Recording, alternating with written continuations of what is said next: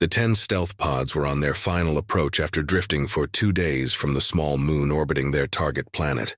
They were ejected from a null ship that flashed out of null space below the moon's southern pole, taking advantage of the strong magnetic fields in that region to mask the exit flash and avoid detection by the insectoid ships in orbit around the planet.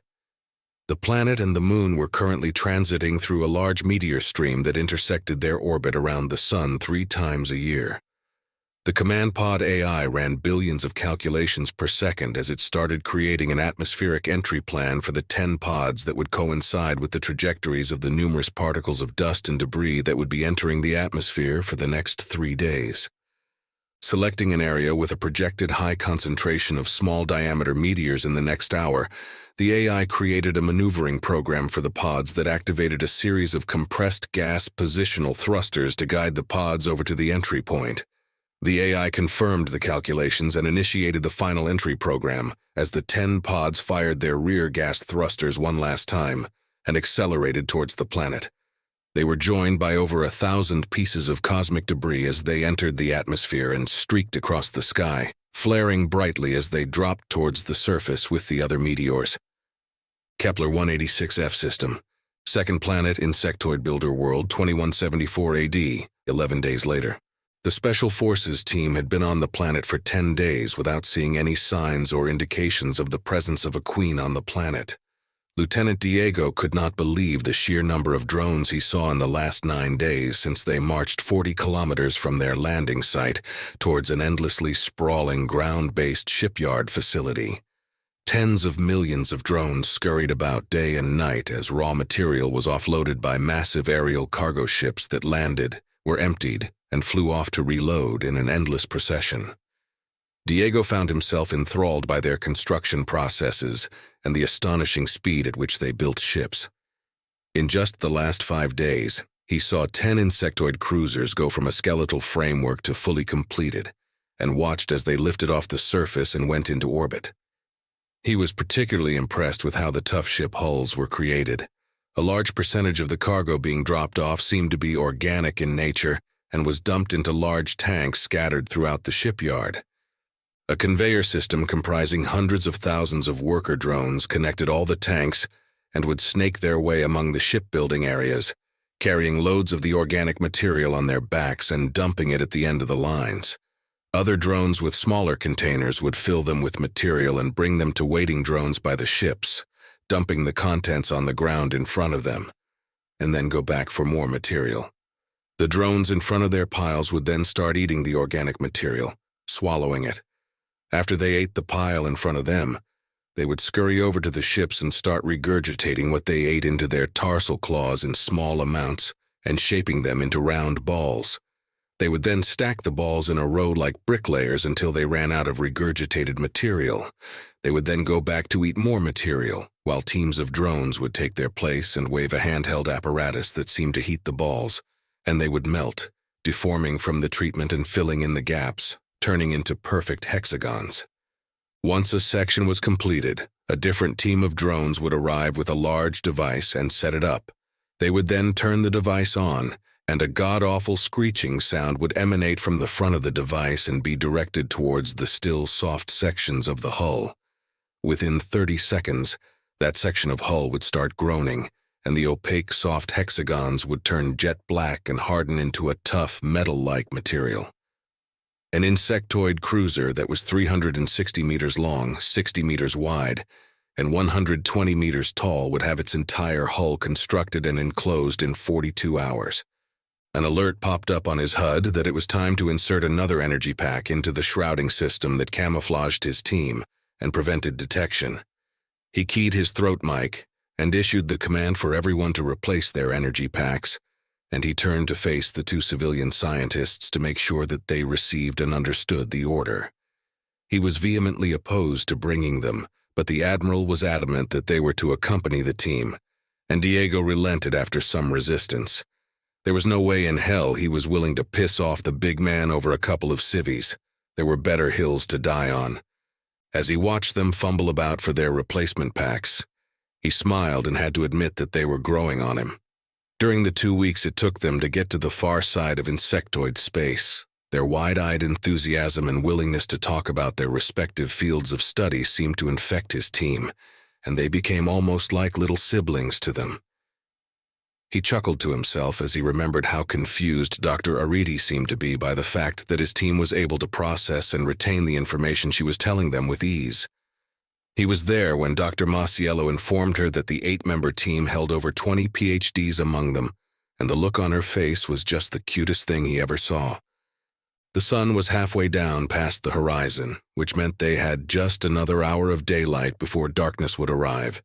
He signaled that it was time to pack up and move, and in a few minutes, they were headed back towards their base camp. He was grateful for the 0.7 g gravity on the surface, as it made their daily hikes with equipment and the frequent relocations of their camp to avoid detection easier. It also gave his joints a welcome reprieve from their usual aches, a mercy he greatly appreciated. They arrived at base camp a half-hour later, and everyone went about their assigned tasks and end-of-day routines before they all sat down around a red light lantern in the middle of the camp to have dinner.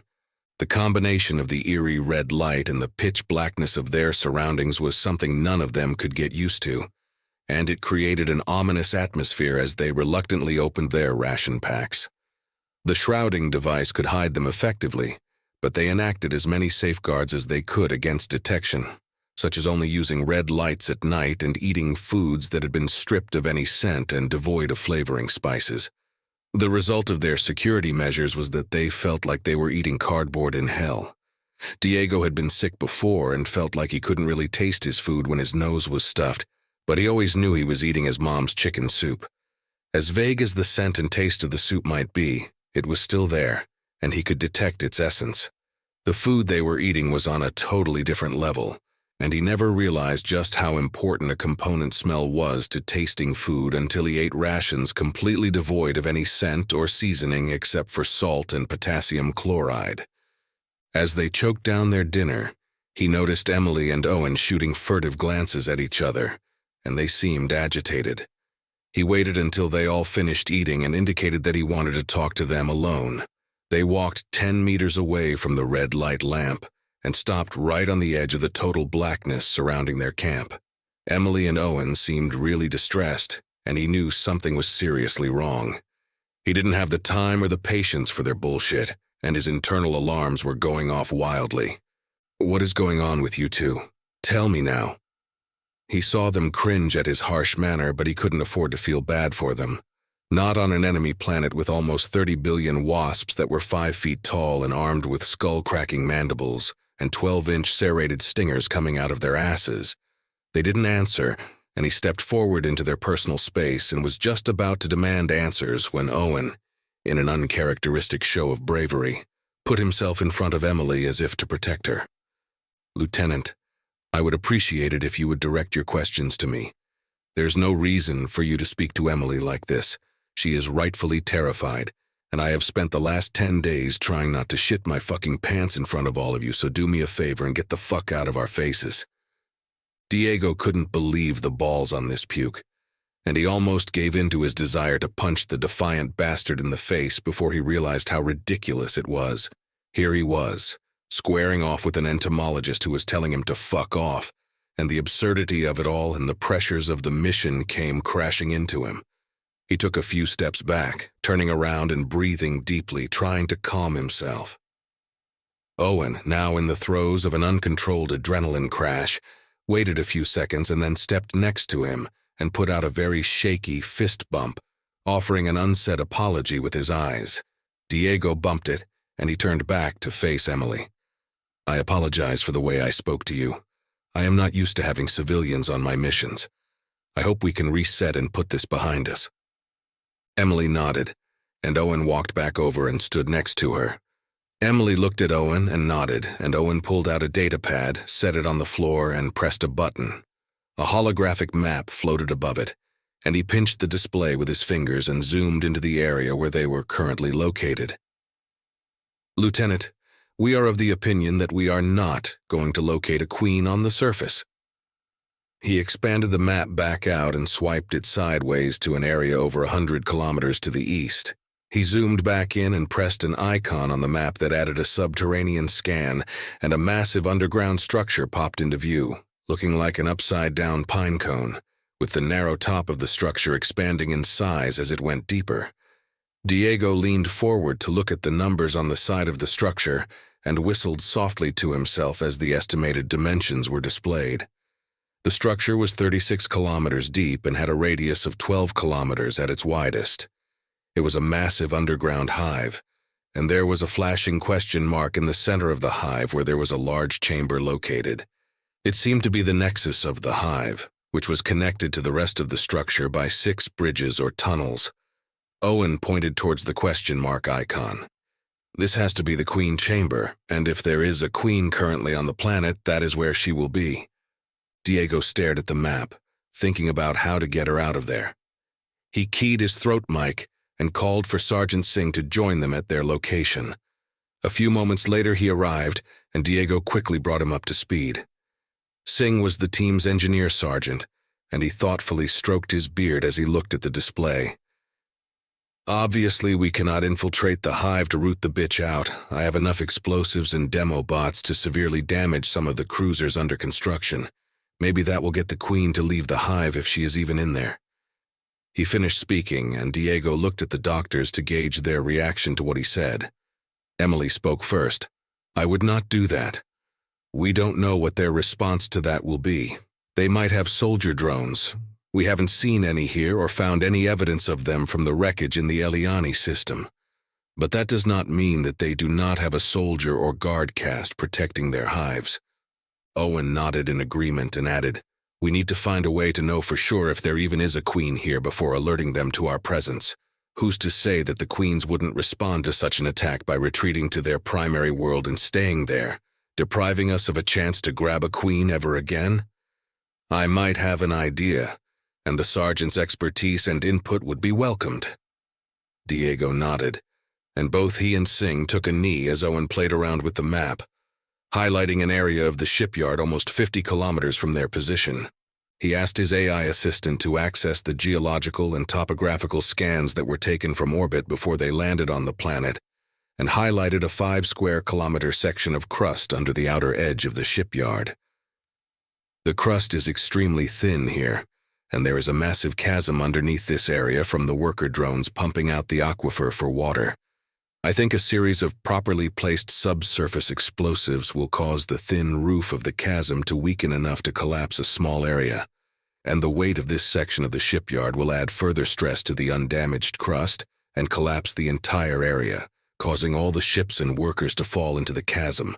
It would seem to be a natural occurrence, and we can avoid having to give away our presence on the planet.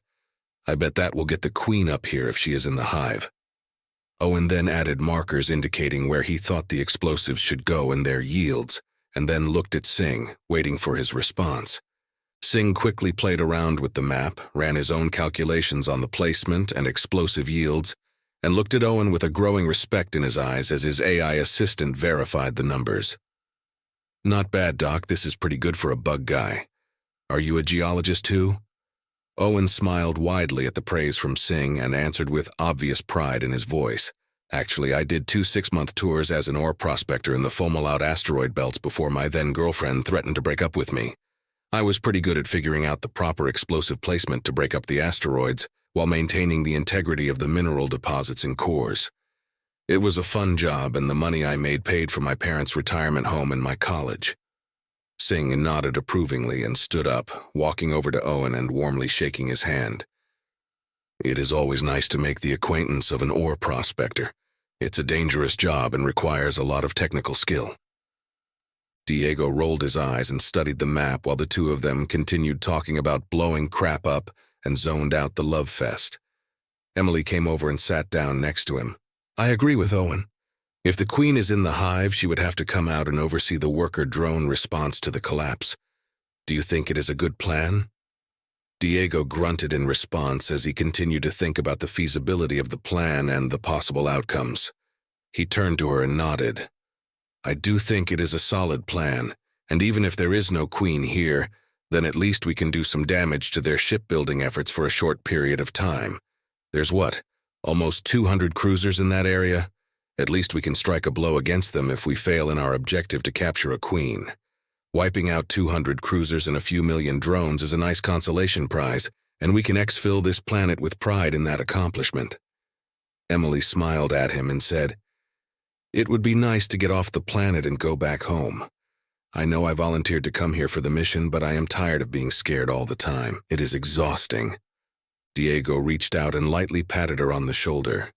"You two are doing a fine damn job so far.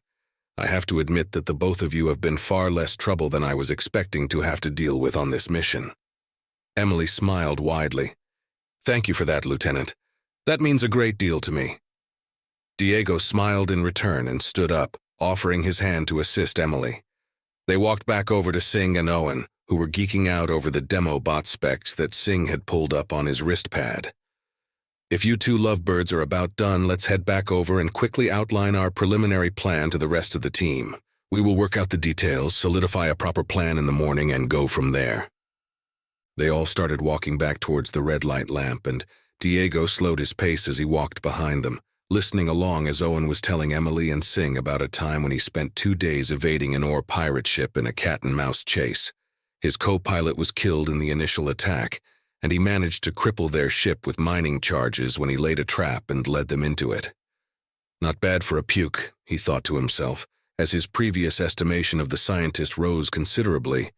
As Owen described how his damaged ship was almost out of air, so in desperation, he boarded the drifting ore pirate ship and single-handedly took the 4 survivors prisoners. A little while later, after everyone had gone into their tents to sleep, Diego was just about to drift off when he heard a faint rustling sound outside his tent and sat upright, alarmed. The sentry bots and the perimeter sensor system did not activate the silent buzz alarm on his wrist pad, and he tapped it, accessing the video feed from the overhead sentry drone that was floating above their camp. From this bird's-eye view, he saw Emily finish tiptoeing across the camp and stop outside Owen's tent.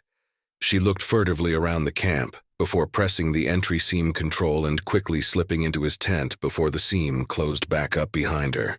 He pressed a series of commands, and a few moments later a backup shroud drone silently assumed position over the tent and activated, making it disappear from the visual feed. He broke the connection to the overhead sentry drone and laid back down, feeling a genuine smile form on his face. He closed his eyes and thought his last thought before sleep overcame him. "Not bad at all, Owen.